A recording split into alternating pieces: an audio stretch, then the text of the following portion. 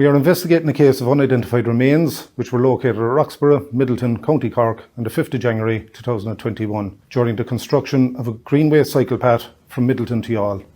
Recently we have engaged the assistance of Dr. Michelle Vitali of Penn West University, a forensic artist, and she has compiled a sketch illustration of what the female would have looked like. During the course of the investigation we have liaised with a number of experts, and as a result we believe the following details pertaining to the remains to be correct.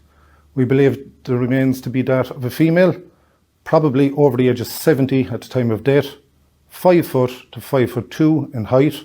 She would have been large frame. She wore dentures, full set, top and bottom. These dentures are believed to have been made in the 1960s and were well worn at the time of death. The female wore a night dress buttoned to the collar, which is very distinctive.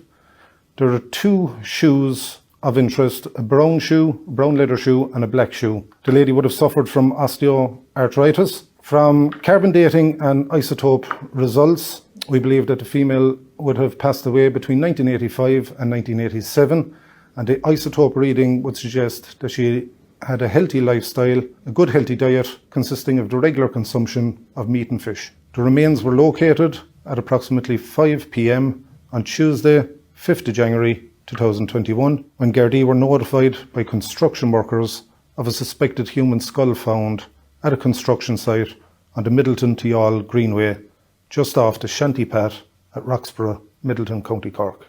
The scene was immediately preserved and the coroner was contacted. An incident room is currently open at Cove Garda Station, and a senior investigating officer is appointed to oversee the investigation. We are seeking the public's assistance and appeal to anyone with any information, no matter how insignificant they might think it is, to contact us at Cove Garda Station on 0214 908530, the National Confidential line on 1800 666 111, or any Garda station. We hope that the new illustration will help us identify who this lady is.